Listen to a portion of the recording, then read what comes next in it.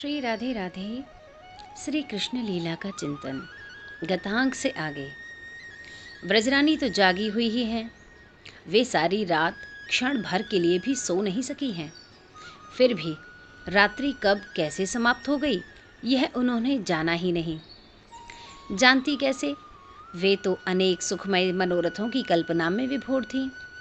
नीलमणि का भावी अन्नप्राशन प्रत्यक्ष वर्तमान सी बनकर नेत्रों में भरा था। वे उस दृश्य में अपने नीलमणि में तन्मय हो रही थीं।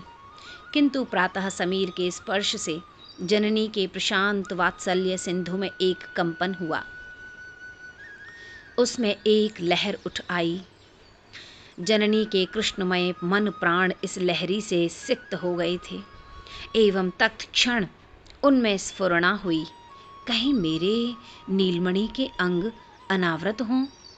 शिशिर की शीतल वायु से उनमें ठंड लग गई तो बस ब्रजरानी तुरंत उठ बैठी और वस्त्र संभालने लगी। वास्तव में ही यशोदा नंदन ने श्री अंगों से कहीं कहीं वस्त्र हटा लिए थे। जननी उन्हें गोद में लेकर वस्त्रों में ढकने लगी। उसी समय उनका ध्यान नीलमणि के वक्षस्थल की ओर गया। वक्षस्थल का श्रीवत्स चिन्ह मणिदीप के प्रकाश में स्पष्ट चमचम कर रहा था। किंतु जननी को पुनः भ्रम हो ही गया। इससे पूर्व भी जननी कई बार भ्रमित हो चुकी है। इस भ्रम का प्रारंभ तो प्रथम स्तनदान के समय हुआ था। उस समय जात कर्म के पश्चात जननी स्तन्यपान करा रही थी। पुत्र के प्रत्येक अंग का सौंदर्य निरखती हुई जननी के हृदय की ओर देखा था। हृदय के दक्षिण भाग में रोमावली का अनादि सिद्ध श्रीवत्स नामक चिन्ह अंकित था ही।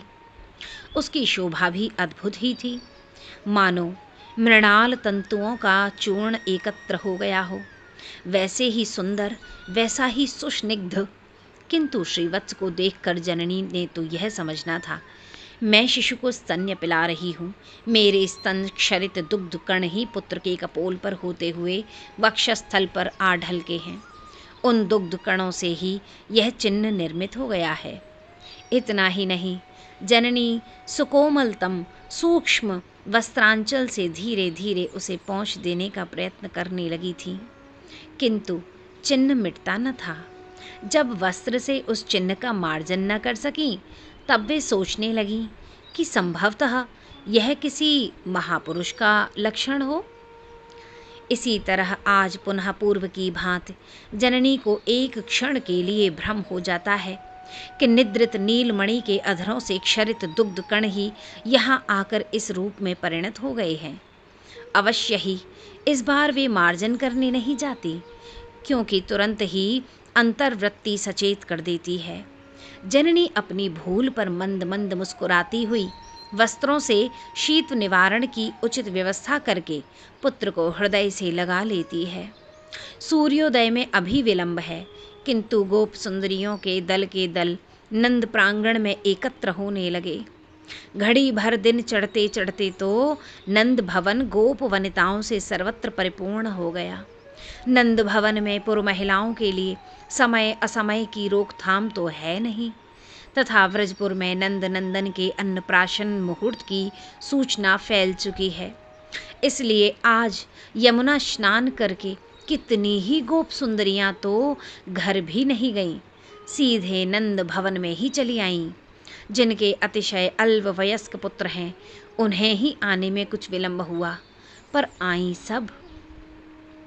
छोटे शिशुओं को गोद में लिए, किंचित वयस्क पुत्रों की उंगली पकड़े, मंगल गीत गाते आती हुई गोप सुंदरियों की मधुर कंठध्वनि से सुमधुर झन झन झिन झिन रुंझुन रुंझुन कंकण किंकिणी नूपुर ध्वनि से राजपथ तथा राजपथ के दोनों ओर स्थित उत्तंग प्रासाद प्रतिशब्दित होने लगे। उन गोपांगनाओं की प्रत्येक भाव भंगी से एक अद्भुत वात्सल्य, अप्रतिम मातृ भाव का निर्झर झरता जा रहा है। उपनंद जी ने आदेश दे रखा है कि आज मध्याह्न तक गौचरण स्थगित रहे। व्रजेंद्र नंदन के अन्नप्राशन के पश्चात समय रहने पर गायें निकटवर्ती वन में कुछ समय घुमा ली जाएं। अतः गोप मंडली भी शीघ्रता से गायों को दोहकर उनके सामने प्रचुर हरित तृण डालकर तथा स्वयं स्नान आदि समाप्त कर विविध वेशभूषा से अलंकृत होकर नंद भवन की ओर उमड़ पड़ती है। उनकी पत्नियां माताएं तो पहले ही चली गई हैं। गायों की व्यवस्था करने के लिए ये रुके हुए थे। उनकी व्यवस्था तो इन्होंने कर भी दी, किंतु शीघ्र से शीघ्र नंद भवन पहुंचने की, नेत्रों से नंद नंदन को जी भर कर निहारने की प्रबल उत्कंठावश दूध की उचित व्यवस्था ये नहीं कर सके। दुहे हुए दूध के पूर्ण भांडों को घर पहुंचाने तक का भी धैर्य इनमें न रहा। कुछ ही भांड घर आए, अधिकांश गोष्ठ में ही रह गए, और तो क्या बहुत सी गायें बिना दुहे ही रह गईं। गौवत्सों को यों ही उन्मुक्त कर दिया गया। चौकड़ी भरते हुए बछड़े अपनी माताओं से जा मिले। इसी अवस्था में उन्हें छोड़कर गोप द्रुत गति से नंदालय की ओर चल पड़े। यथा समय ब्रजरानी नित्य कर्म से निवृत्त होकर पुत्र को गोद में लिए आंगन में चली आती है। गोपांगनाओं की अपार भीड़ उन्हें चारों ओर से घेर लेती है। निकटतम कुटुंबियों को नंदरानी ने दासी भेजकर नियंत्रित किया है। वे सब आ गई हैं। ब्रजरानी एक बार भंडार की ओर जाती हैं। वहाँ पुत्र को गोद में लिए श्री रोहिणी जी सारी व्यवस्था कर रही हैं। आज कान कर हैं अन्नप्राशन, मन कंचन के थार भराए, भांत भांत के बासन। श्री रोहिणी जी का यह परिश्रम देखकर ब्रजरानी की आंखों में स्नेह जल भर आता है। सजल नेत्रों से वे कुछ क्षण रोहिणी जी की ओर देखकर फिर उन निमंत्रित कुटुंबी व्रजवधुओं की ओर देखने लगती हैं। इतना संकेत पर्याप्त है। वे शतशः व्रजवधुएं तुरंत ही पकवान बनाने में जुट पड़ती हैं। व्रजेश का उत्साह तो देखने योग्य ही है। उनकी योजना ऐसी है कि उनके पुत्र का अन्नप्राशन उत्सव अतीत एवं भविष्य के इतिहास में अद्वितीय बन जाए। नंद प्रासाद से संलग्न कालिंदी तीर पर्यंत विस्तीर्ण सुमनोहर नंदोद्यान में ब्रजेंद्र में एक नई सृष्टि सी रच दी है। उस सुरम्य उद्यान में 9 छोटी छोटी नदियों का निर्माण हुआ है। शेष प्रसंग कल। जय जय श्री राधे श्याम।